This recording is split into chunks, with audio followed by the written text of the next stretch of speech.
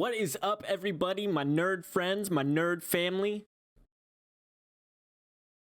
I don't know if it's a smart strategy to call your fans nerds. I don't know. I'm a happy nerd. I don't know about you. All right, nerds, today we're going to take a look at VoiceMeeter's EQ. I'm going to give you some basic setup tips when looking at VoiceMeeter's EQ. So let's dive right in. Bang.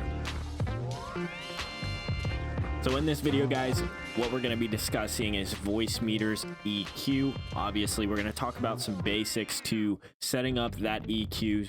We're going to talk about the waveform selections on it, so you have a general understanding of what you're looking at when you open that EQ tab. There's one last thing I wanted to mention before we really dive into this video. If you're really looking to set up a professional setup for your microphone, you want to find a free program that will equalize your audio drivers for your microphone, I highly suggest looking at the Equalizer APO video I did. It is a free program and it has a lot of potential for you as a content creator. Definitely check it out. But besides that, let's dive right in.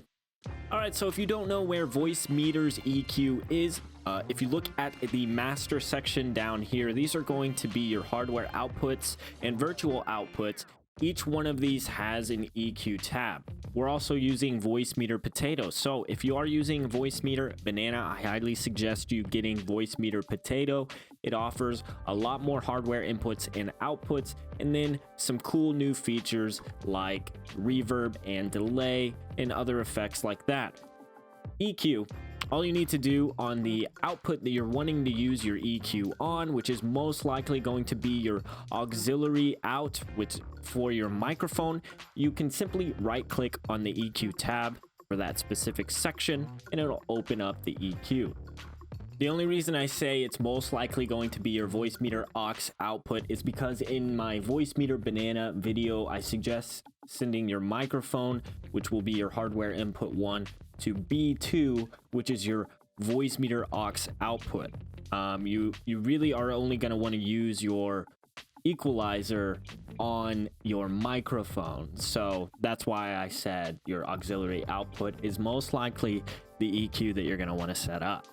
All right, so I'm going to give you the basics of what's going on here. This little flat button, if you make any adjustments to the EQ and hit flat, it'll flatten everything. So just keep that in mind. So each one of these little sections here are called bands. There are a total of 6 bands on VoiceMeeter's EQ, which is kind of a downfall of the program. The reason that is because in most equalization programs, you can set as many bands as you want, whereas on this one, you're limited to 6 in total, which doesn't give you as much editing capabilities. So that's something to think about as well. And then you have your 8 channels here. You can edit all of them at once if you have the all tab selected, or you can edit each individual audio channel separately by selecting the channel there. All right, so this little chart down here is going to be your frequency range and your decibel range for your audio waveform. The 20 to 40 hertz range is going to be your sub bass, punchy kind of bassy sounds, and then your 40 to 80 hertz will be low bass. Your 80 to 160 hertz will be a fat boomy sound. Your 160 to 320 hertz will be where you find your warmth. 320 hertz to 640 hertz will be a boxiness or muddy noise. And then your nasally sound or honkiness sound will come in at 800 to 1.5k hertz. And then you'll get a lot of clarity and presence coming in at 5k to 9k hertz roughly. And you have air or breath around the 10k to 16k and above frequency range. All right, and before we start doing the EQ, it's important to note that all EQ is going to be different depending on the person. Everyone's voice range is different when it comes to frequency. It's important to note that there's a big difference between males and female voices. The men vocal range generally is around 65 to 260 hertz, where the females speak in a range of 100 hertz to 525 hertz. So as you're editing this, make sure you keep that in mind. All right, so a general rule of thumb for myself is I want to bring up the frequency range between 100 and 500 hertz. Specifically for me, the 150 hertz and that 300 hertz range, which is going to really bring up the boominess. Now, if you follow this step for step and end up doing the exact same setup that I do, keep in mind, if your voice is coming across with too much of a boom or too much of a punch, you are going to want to bring this down a little bit. I already edited it, so I'm going to hit this little on button here.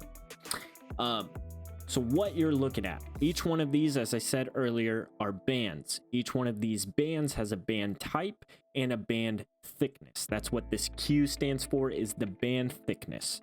The dB stands for the decibel rating, which is either going to be the boost in audio or the decrease in audio. And then obviously the HZ is the frequency range.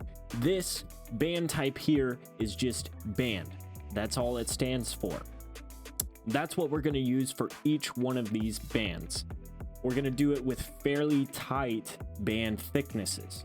So on this first one here, I have an 8.3. The reason I have it set to 8.3 is because I want it to be cut off right around that 100 hertz range. For me, I go down a little lower, like I said, around the 65 hertz there.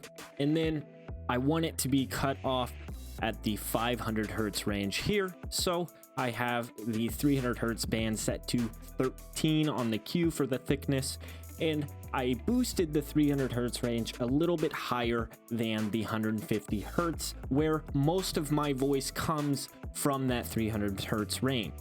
All right, so the next frequency range we're going to look at is the 1K hertz range.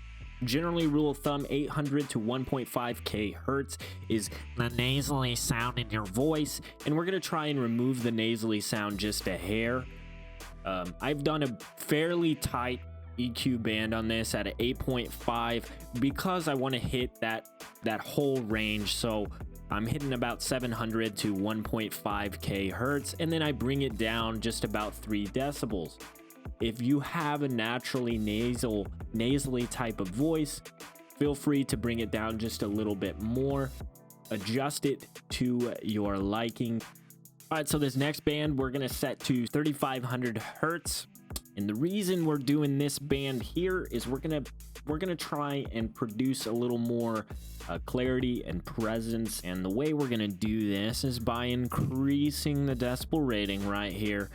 We're gonna bring it up a little bit. I set my bandwidth to 9 so I can hit that range there, and I brought it up 5.5 decibels for my voice. Again, guys, adjust it to your liking. All right, so in that last band, we brought up the presence and clarity in our voice. In this next band, we're gonna remove something that's a little bit ear-piercing. That's the S sounds. So right at 6,000 hertz, in the range from 5,000 to 7,000 hertz, we're gonna want to target the S sound in your voice. So those hard S's, I don't know why I say hard S's, they're just S's. When you speak S's into your mic, they can be kind of piercingly loud. So we're gonna go ahead and edit that out. You're gonna want a very tight EQ band to make sure that you hit that 5,000 to 7,000 hertz range, and then bring that decibel down to, you want it probably -6 decibels. I brought mine down to a -9.4. Again, adjust it to your liking. And last but not least, the final band set at 8,000 hertz and above, we're doing a high shelf band type. Make sure you have a high shelf band type there, and you can just leave this bandwidth all the way down. It doesn't matter. We're gonna boost this up about 5.5 decibels. And guys, this is again just to add even more presence and clarity to your voice. Hey Vincent, if you're watching this, do let me know if this A and B here, this little switch, are both of these EQs going to be running at the same time, or are these separate EQs that you can switch between? If this is in fact an additional EQ on top of the previous EQ, so A will be your first processed EQ, and then B will be the second priority in the processing or something like that, I'm gonna set up two edits here. The first is going to be a drop off, which is going to be a high pass type of band here. What you're going to click on is the high pass button, which is this one here, and set that to right around 135 hertz. And then on the top end, set this around 15,000 to 16,000 hertz and make that a low pass.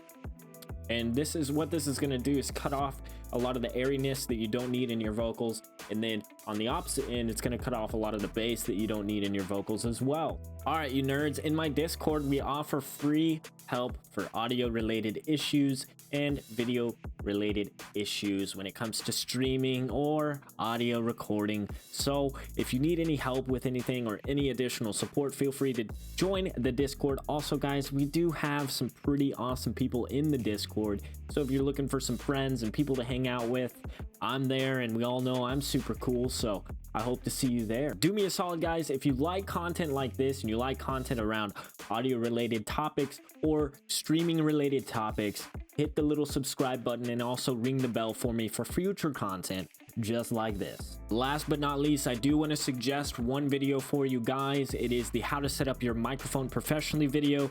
It is a video on the software called Equalizer APO, which is a much better program to be using for your equalizer when it comes to your microphone. So I highly suggest you checking that video out.